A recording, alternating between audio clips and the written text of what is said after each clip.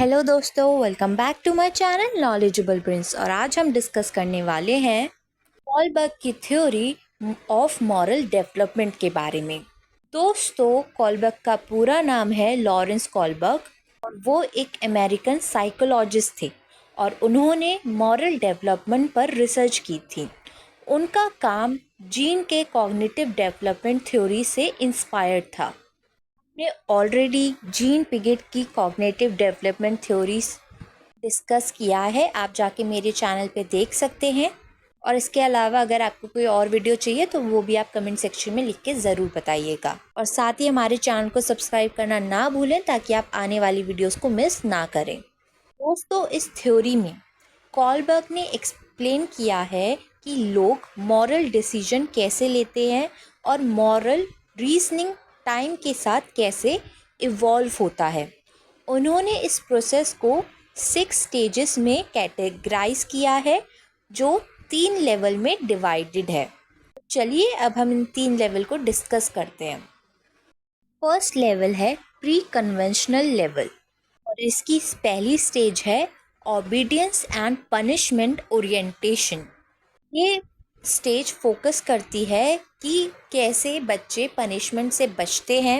Example, एक बच्चा दूसरे बच्चे को मारने से डरता है क्योंकि उसको लगता है कि उसको डांट पड़ेगी। बेसिकली यहाँ पे वो कहना चाह रहे हैं लोग पर्सनल गेन और पनिशमेंट से बचने के बेसिस पर डिसीजन लेते हैं। उन्हें लगता है कि हमें डांट पड़ेगी, हमें पनिशमेंट मिलेगी, इस वजह से वो कोई काम सही वे में करते हैं डर की वजह से। सेकंड स्टेज है इंडिविजुअलिज्म एंड एक्सचेंज। यहाँ पे कॉलबर्ग ये कहना चाह रहे हैं कि हर एक इंसान जो दूसरे की मदद करता है उसके पीछे उसके इंटेंशन ये होते हैं कि आज अगर मैं उसकी मदद करूँगा तो कल वो मेरी मदद करेगा। इसका फोकस होता है सेल्फ इंटरेस्ट और रेसिप्रोकल बेनिफिट, मतलब कि बदले में कुछ मिलना वापस। जैसे एक बच्चा दूसरे बच्चे की मदद करता है पेंसिल रबर देके, उसको उम्मीद है कि कल को अगर मैं भी भूल गया पेंसिल लाना तो वो बच्चा मुझे पेंसिल देगा। तो यहाँ पे एक सेल्फ इंटरेस्ट है कि अगर मैं कुछ अच्छा करूँगा तो बदले में मुझे अच्छा मिलेगा। आई होप आपको ये 2 स्टेजेस समझ में आ गई हो। पहली स्टेज है कि पनिशमेंट से बचने के लिए, दूसरी स्टेज है अपने खुद के इंटरेस्ट के लिए कि बाद में इन फ्यूचर मुझे बेनिफिट होगा। सेकंड लेवल है कन्वेंशनल लेवल। इसमें स्टेज 3 गुड इंटरपर्सनल रिलेशनशिप को बताती है, मतलब कि इसका जो फोकस है वो सोशल अप्रूवल होता है कि दूसरों के सामने हमारा एक अच्छा इम्प्रेशन बने। एग्जाम्पल, एक इंसान अच्छे से बिहेव करता है क्योंकि ये उसको एक गुड पीपल का काम लगता है। नेक्स्ट स्टेज है स्टेज 4 मेंटेनिंग सोशल ऑर्डर। इसका फोकस होता है कि सोशल ऑर्डर बनाए रखने के लिए कानून फॉलो करना, जो सोसाइटी के रूल्स हैं, कंट्री के रूल्स हैं, कम्युनिटी के रूल्स हैं, उसको फॉलो करना।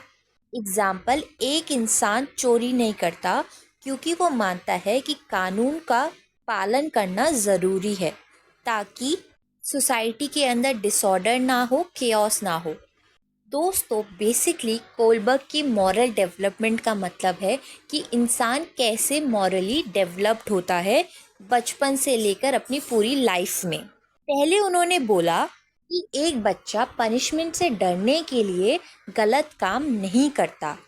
सेकेंड स्टेज में उन्होंने बोला कि इंसान जो है, बच्चा जो है, अपने सेल्फ इंटरेस्ट के लिए दूसरों की मदद करता है। थर्ड स्टेज में उस इंसान को या उस बच्चे को सोशल अप्रूवल चाहिए होता है, लोगों के सामने वो अच्छी इमेज बनाना चाहता है।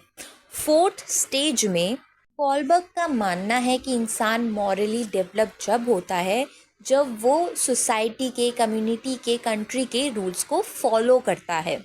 आई होप आपको इतनी चीज़ क्लियर हो गई हो। अब पढ़ते हैं नेक्स्ट लेवल, जो कि है पोस्ट कन्वेंशनल लेवल। इसकी stage 5 social contract and individual rights के बारे में बताती है। ये फोकस करता है डेमोक्रेटिक प्रिंसिपल्स और ह्यूमन राइट्स को फॉलो करना। फॉर एग्जाम्पल, एक इंसान किसी गलत कानून पर, किसी गलत रूल पर सवाल उठाता है क्योंकि वो मानता है कि इंसान के जो राइट्स हैं उसको प्रोटेक्ट करना उसका फर्ज है। इससे भी इंसान मॉरली डेवलप्ड होता है according to Kohlberg. Next stage है यूनिवर्सल प्रिंसिपल, जो कि फोकस करती है जस्टिस और इक्वालिटी जैसे यूनिवर्सल एथिकल प्रिंसिपल को फॉलो करने में। फॉर एग्जाम्पल, एक इंसान ह्यूमन लॉज को के राइट्स के लिए अपनी सेफ्टी का रिस्क उठाता है, चाहे उस चीज़ का अंजाम कुछ भी हो।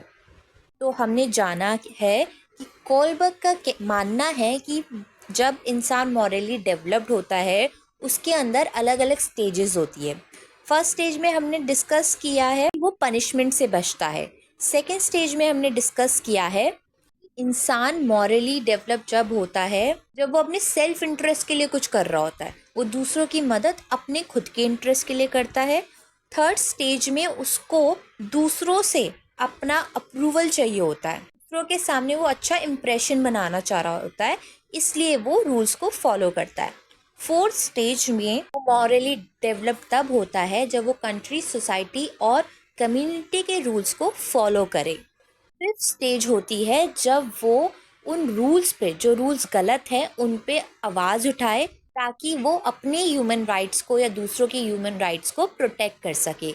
और सिक्स स्टेज में वो रिस्क लेता है ह्यूमन राइट्स के लिए, सेफ्टी का जो रिस्क है वो उठाता है, चाहे उस चीज़ का अंजाम कुछ भी हो। दोस्तों, अब हम कोलबर्ग की इस थ्योरी के कुछ प्रोज देखेंगे, एडवांटेजेस देखेंगे। पहला पॉइंट है इंसाइट इनटू मॉरल डेवलपमेंट। दोस्तों, कोलबर्ग की ये जो थ्योरी है वो एक क्लियर फ्रेमवर्क प्रोवाइड करती है जो समझाता है कि कैसे moral reasoning self centred perspective से ग्रो करके एक प्रिंसिपल्ड और एथिकल व्यू पॉइंट तक पहुंचती है।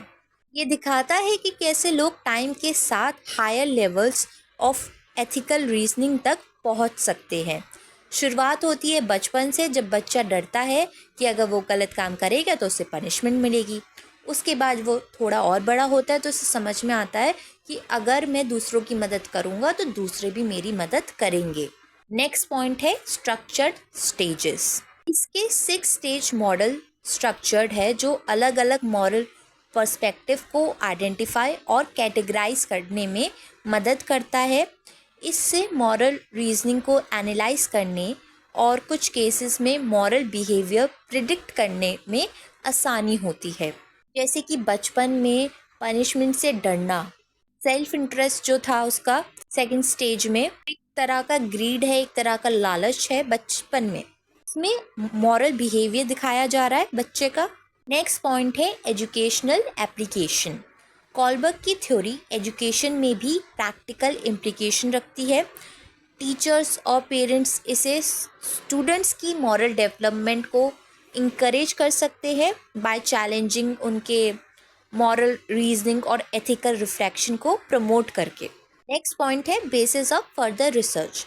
ये थ्योरी मॉरल डेवलपमेंट और साइकोलॉजी में और रिसर्च का एक बेस बनाया है। इसमें कल्चर, जेंडर, कॉन्टेक्स्ट का मॉरलिटी पर इम्पैक्ट समझाने में डिस्कशन को खाया गया है इस थ्योरी के अंदर। नेक्स्ट पॉइंट है इंकरेजेस हायर एथिकल स्टैंडर्ड्स। ये यूनिवर्सल प्रिंसिपल्स जैसे जस्टिस, ह्यूमन राइट्स और इक्वालिटी पर एम्फसाइज करता है, जो लोगों को सोसाइटल नॉर्म से ऊपर उठकर एथिकल प्रिंसिपल्स के बेस पर डिसीजन लेने के लिए इंकरेज करता है, जो कि हमने स्टेज 6 में समझा था। दोस्तों, अब बात करते हैं इस थ्योरी के क्रिटिकल पर्सपेक्टिव की, इसके कॉन्स की, इसके डिसएडवांटेजेस की अकॉर्डिंग टू क्रिटिक्स, जिसमें पहला पॉइंट है कल्चरल बायस। थ्योरी पर अक्सर वेस्टर्न सेंट्रिक होने का क्रिटिज्म होता है क्योंकि ये इंडिविजुअल राइट्स और जस्टिस को प्रायोरिटाइज करता है। ये कलेक्टिविस्ट कल्चर्स में फिट नहीं बैठता है, जहाँ सोशल हार्मनी और कम्युनिटी वेलफेयर को इंडिविजुअल मॉरल प्रिंसिपल्स के ऊपर रखा जाता है। नेक्स्ट पॉइंट है जेंडर बायस। कैरोल गिलिगन ने कहा है कि कोलबर्ग का मॉडल मेल ओरिएंटेड है क्योंकि ये जस्टिस पर फोकस करता है, जबकि एथिक ऑफ केयर को इग्नोर करता है, जो कैरोल के मुताबिक वुमेन में ज़्यादा कॉमन है। इस वजह से इस थ्योरी को इंक्लूसिव नहीं माना गया है। नेक्स्ट पॉइंट है इग्नोर्स मॉरल एक्शन। कोलबर्ग का फोकस मेनली मॉरल रीजनिंग पर है, ना कि मॉरल एक्शन पर। क्रिटिक्स का कहना है कि राइट और रॉन्ग समझाने का मतलब ये नहीं है कि इंसान हमेशा राइट ही रहेगा। इमोशन, सोशल प्रेशर और सर्कमस्टेंसेस मॉरल एक्शन पर ज़्यादा इम्पैक्ट डाल सकते हैं एब्स्ट्रैक्ट रीजनिंग के मुकाबले। नेक्स्ट पॉइंट है रिजिड स्टेज प्रोग्रेशन। थ्योरी के स्टेजेस एक लीनियर प्रोग्रेशन सजेस्ट करते हैं, मतलब एक ऐसी सीक्वेंस या ग्रोथ जिसमें कांस्टेंट रेट या फिक्स इंक्रीमेंट से वो चीज़ बढ़ती है, मॉरल डेवलपमेंट बढ़ता है। पर रियल लाइफ में लोग कई बार अलग अलग स्टेजेस का रीजनिंग देखते हैं डिपेंडिंग ऑन द सिचुएशन। कई बार क्या करते हैं लोग, अडल्ट लोग भी देखा जाए तो वो दूसरों की मदद इसलिए करते हैं कि उनको बेनिफिट हो सके, तो ये बचपन से नहीं सीखा होता उन्होंने, हो सकता है उन्होंने बाद में जाके कहीं ये चीज़ सीखी हो, मॉरल डेवलपमेंट हुआ हो उनके अंदर। तो ये थ्योरी इन फ्लेक्सिबिलिटी को एप्लीकेशन को लिमिट कर देती है।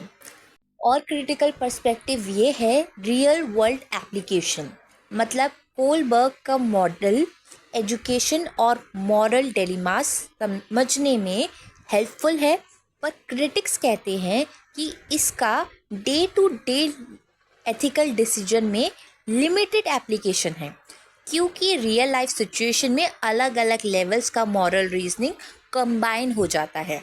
दोस्तों, कोलबर्ग की ये जो थ्योरी है मॉरल डेवलपमेंट की, वो एक यूज़फुल फ्रेमवर्क प्रोवाइड करने में मदद करती है मॉरल डेवलपमेंट का, लेकिन इसमें भी कुछ लिमिटेशन है जो कल्चर, जेंडर और कॉन्टेक्चुअल कंसिडरेशन से रिलेट करती है।